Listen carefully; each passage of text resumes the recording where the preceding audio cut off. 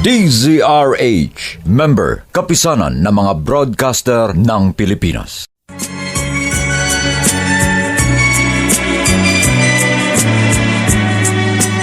At ngayon, balikan natin ang tampok na kasaysayan sa ating dulang.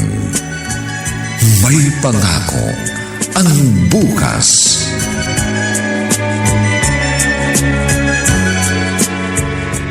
Halika nga rito, tonta ko. Sobra kang bobo! Napakatanga mo! Kakalbuin mo! Tama na po, dito noon. Ang sakit naman po eh. Maawa na kayo sa akin. Eh, kung di ka ba naman tanga, kita mo na naka-charge yung cellphone ko. Bakit mo tinanggal? Eh, hindi naman po ako nagtanggal, Tita Nona. At sino? Pagbibintangan mo mga anak ko? Ha? Mga anak ko ituturo mo? Ha? Ha? Hindi ka lang tanga! Sinungaling ka pa! Tama na po! Tangya ka. Pinaawa niyo, tama na po! Tama na!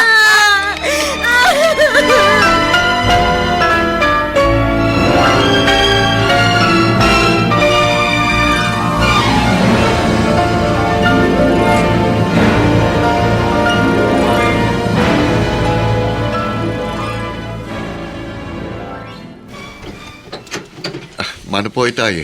Oh, kawang ka ng Diyos. Ano ba nangyari doon sa bayar nitong bahay niyo, ha? Nagkasundo ba kayo? Gusto ko sana nung kausap ko, kaso kulang ho ang pera niya eh. Kung papayag daw ho ako, magda-down muna siya ng 200,000. Saka na lang daw yung 100,000. Bako, mahirap yung gano'n. Yun na nga akong naisip ko, kaya hindi ako pumayag.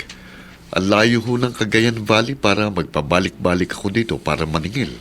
Kung talagang interesado siya dito sa bahay niyo, gagawa yun ng paraan. Magdedelehensya yun para mahusto ang pambayad niya sa'yo. Saka may iba pa naman hong tumitingin, kaya okay lang. Habang narito ka sa Maynila, sinong kasama ng asawa mo sa bahay? Wala ho kayong dapat ipaglala, itay. Kahit nag-iisa doon si Carol, hindi siya maano ron. Isa pa ho, nandun yung pamangking ko si Joseph. Nagbilin ho ako sa kanya na habang narito ako sa Maynila, sa gabi sasamahan niya ron ang Auntie Carol niya. Alam mo, gusto ko na rin makaalis sa lugar na ito eh. Ma-high blood ako din eh. Bakit naman ho? Naasarap ko sa ugali ng kapitbahay natin si Nola. Tumataas ang presyon ng dugo ko pag naririnig kong binubugbog na si Isabel. Hindi na siya naawa doon sa bata. Ginawa lang nga nilang alilang mag-iina. Madalas pa niyang sakta. Huwag ho kayo masyadong maasar. Makukonsumi lang kayo. Yan naman hong ganyang kalupitan sa kapwa. May karma ho yan. Makakarma rin ho ang nonang yon.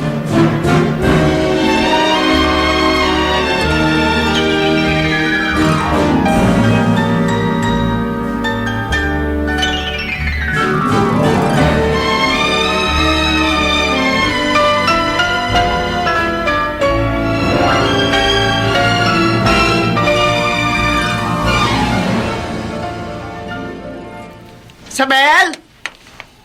Isabel! Isabel! Nako, linti kang bata ka! Masasabunutan na naman kita eh! Asan ka ba? Kanina pa kita tinatawag dyan! Isabel! Saan kaya itong gagang batang to? Siguro natutulog pang maldita. Neto, oo. Pupuntahan ko siya sa kanyang kwarto. Tatadyakan ko siya sa mukha. Pag inabutan ko, nakahilata pa rin siya sa higaan. Isabel! Hoy! Tanghali na! Natutulog ka pa rin.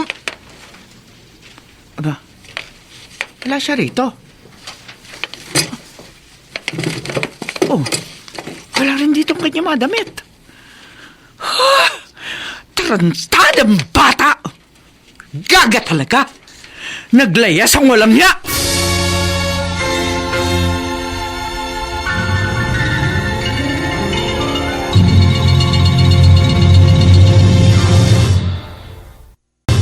Ay, ha? Doon mo siya bigyan ng kumot at unang doon sa bodega. Doon sa tabi ng garahe.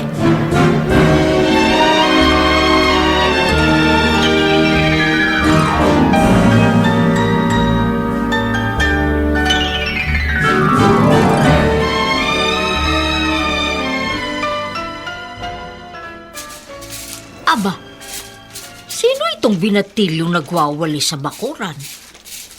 Hoy! Hoy!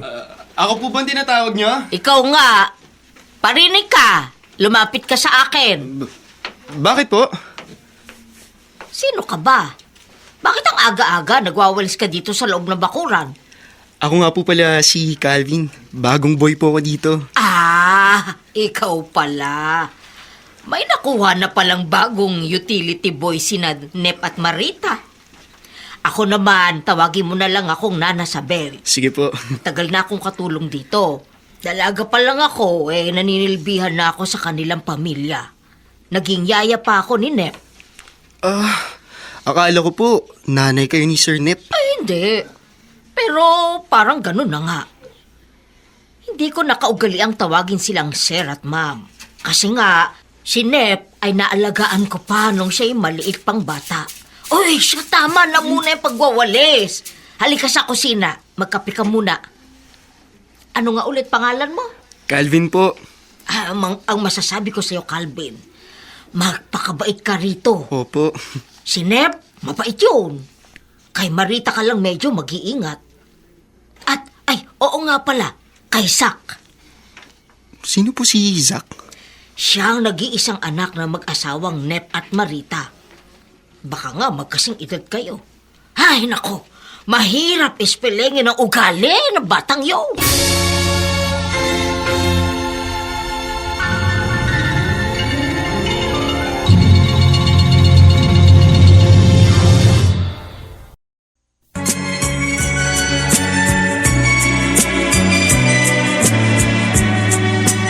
At ngayon, balikan natin ang tampok na kasaysayan sa ating dulang. May pangako ang bukas.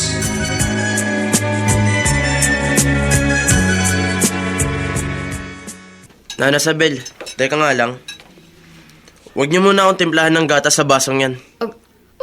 Ito naman talagang basong palagi mong ginagamit sa, di ba? Aamuhin ko muna. Baka amoy sabon. Mula nang paalisin ng mami mo ang isang katulong dito sa bahay nyo, hindi na nag-amoy sabon ng mga baso at plato. Smart dishwashing liquid ang lagi kong ginagamit. Yung dating katulong, nakakalimot sa utos sa kanyang wag gagamit ng sabon sa mga gamit dito sa kitchen. Sigurado kayo? Pag amoy sabon to, itatapon to sa lababo ang gatas sa tinimpla nyo. Naku, ikaw talaga bata ka. Kung umasta ka, akala mo maliit ka pang bata. Aba, gagraduate ka na sa high school. Ganyan ka pa rin. Anak ako ng amo nyo. Sumunod kayo sa gusto ko. May sinasabi ka? Wala ho. Nana Sabel, eto na po yung pinabili niyong labanos dyan sa talipapa. Nana Sabel, sino tong asungot na to? Ay, kinuha siyang tauhan ng daddy mo, Zach. Siya si Calvin. Bukod sa pagiging runner sa hardware store ng daddy mo, magiging utility boy rin siya dito sa bahay. Calvin, akin na pinabili kong labanos. Sasaw ko yan sa lulutuin kong sinigang para sa tanghalian natin mamaya. Ayan po. Sige salamat. po. Nana Sabel, lilinisin ko po ang kotse ni Sir Nep. Sige. Nana Sabel, asar ako dun sa Calvin na yun, ha? Mabait si Calvin. Wala kang dapat ikaasar sa kanya, Zach. Namasukan na nga lang bo yung tao. Matuto ka naman sanang pakitunguhan siya ng maayos.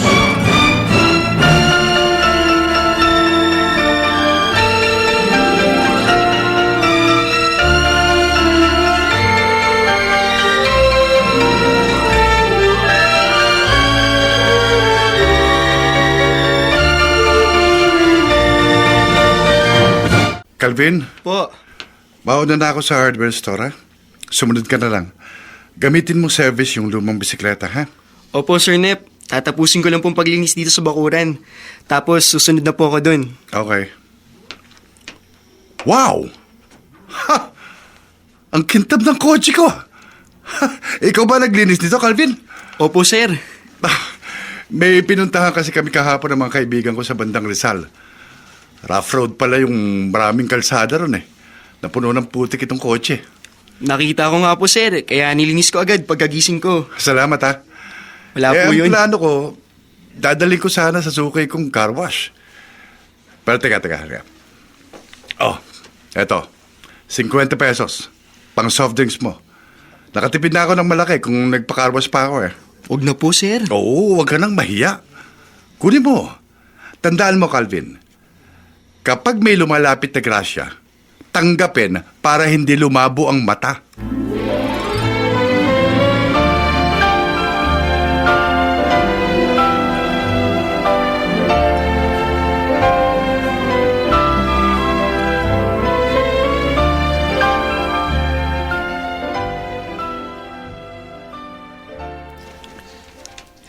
Marita, napasyal ako kanina sa hardware store nyo. Nagpaparepaint kasi ako ng gate namin kaya bumili ako ng pintura. O, binigyan ka ba ni Nep ng discount? Lagi naman Kaya naman hindi ako pumupunta sa ibang hardware store. Maiba ako. Sino ba yung binatilyo na medyo moreno? Nakita ko dun Ano yung bagong boy nyo o kamag-anak nyo? Si Calvin yun. Bagong boy namin. Matagal na ba siya sa inyo? Bago pa lang sa amin. Magdadalawang linggo pa lang. Bakit mo naitanong? Kasi tingin ko, parang close sa kanya, mister mo. Sabay pa nga silang nagme-merienda pagdating ko sa hardware store nyo. Para silang mag-ama. Talagang mabait sa mga tauhan yung asawa ko. Saan nyo ba nakuha yung Calvin na yan? Basta isang gabi, dumating na lang siya. Kasama niya si Calvin. Nag-apply daw ng boy sa kanya. Ayun, tinanggap na. Sabi ko nga nung una pakuhain muna niya ito ng barangay clearance. O raw, pakukuhain niya. Pero hindi na rin natuloy. Alam mo Ano? parang duda ako. Anong ibig mo sabihin? Sinipat-sipat ko yung bagong boy nyo. Oh. At nakita ko parang mayroon siyang hawig kay Nep. Oy, ewan ko lang Pero mag-imbestiga ka. Baka anak pala ni Nep sa labas ang Calvin na yan.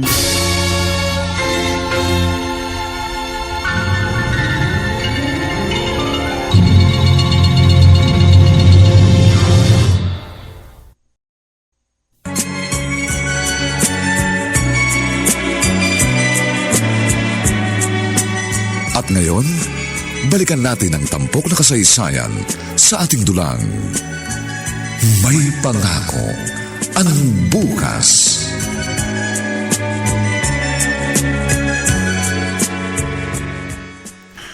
Ba, ikaw pala, Calvin. Mano po, Lolo. Kawa ka ng Diyos, Kumusta po kayo abang wala ako? Eto, medyo may ubo. Pero ayos lang naman.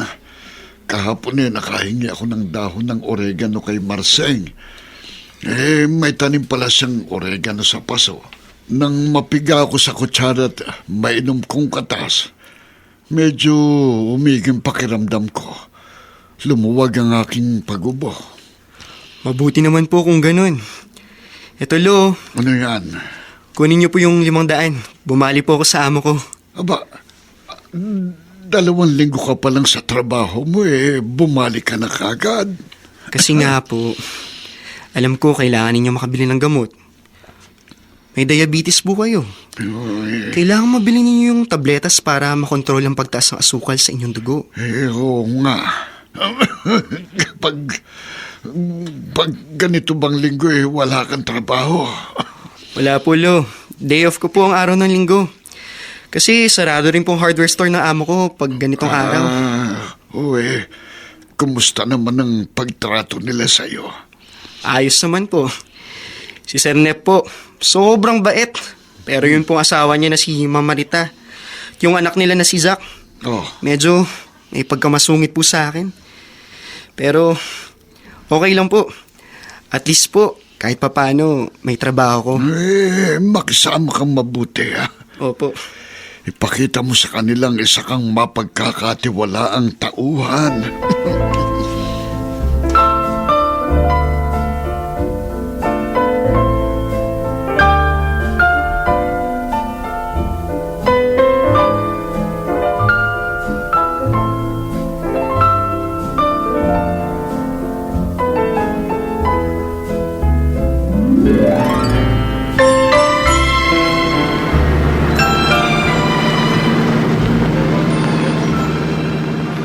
ka nga sa akin, Nep. Magsabi ka ng totoo.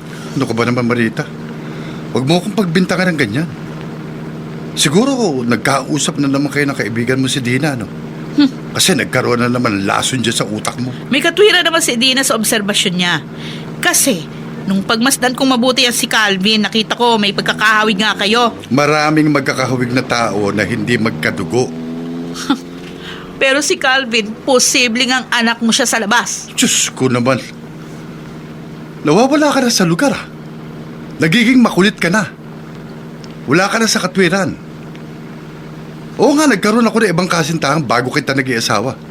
Pero never ako nakabuntis ng ibang babae. Malay ko. Maniwala ka sa akin. Hindi ko anak si Calvin sa ibang babae. Sus, bakit sobrang bait mo sa kanya? Oh, ganito naman ako sa lahat nating tauhan, di ba? Pero dito kay Calvin, hindi ko alam kung bakit may ekstrang awa akong nararamdaman para sa kanya.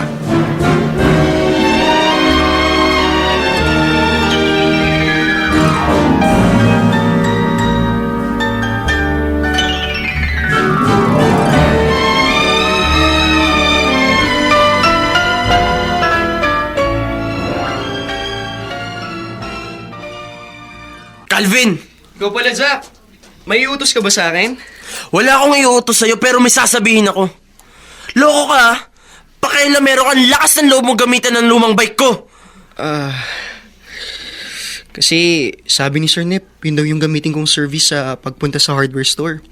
Kasi pabalik-balik ako dito sa bahay niyo dahil may ibang inuutos sa akin si Nana Sabel. Basta! Ito ang tatandaan mo, saksak mo dyan sa utak mo ha. Mula ngayon, wag mong gagamitin ang bike ko. Pinasusweldo ka dito. Bumili ka ng sarili mong bike. Ha? Anong problema? Bakit pinagagalitan mo si Calvin? Kasi naman tomboy niyo, Dad. Pakialamero. Ginagamit ang bike ko. Pinaglumaan mo na yun, di ba? Nagpabili ka na sa akin ng bagong mountain bike. Hindi mo na ginagamit yung luma. Basta gamit ko, Dad. Ayoko may ibang gumagamit. Hindi na po bale, Sir Nep. Lalakarin ko na lang po ang pagpunta sa hardware at pabalik dito sa bahay ninyo. Malapit lang naman po. Oh, Dad, narinig niyo ha? Kaya naman palang maglakad dito eh. Hayaan niyo siyang maglakad.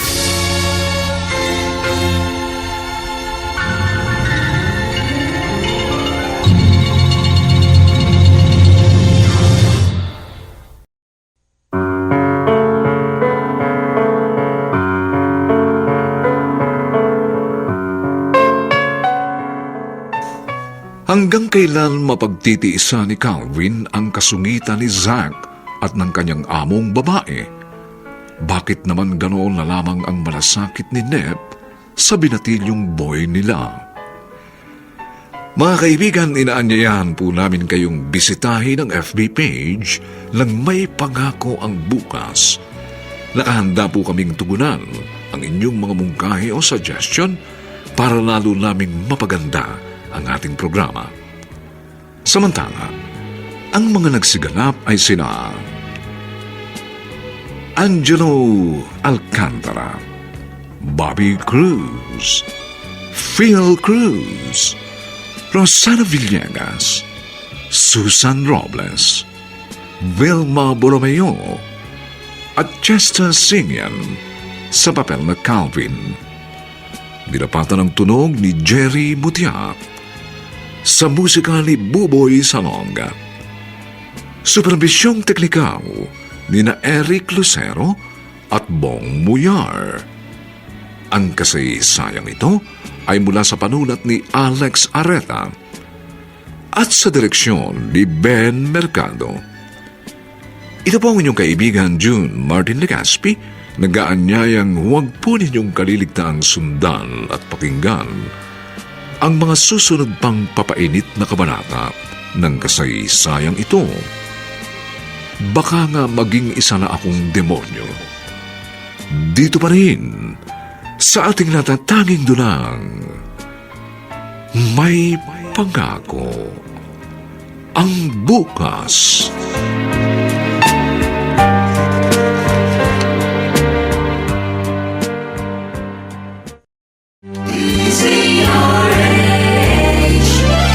DZRH, member, kapisanan ng mga broadcaster ng Pilipinas.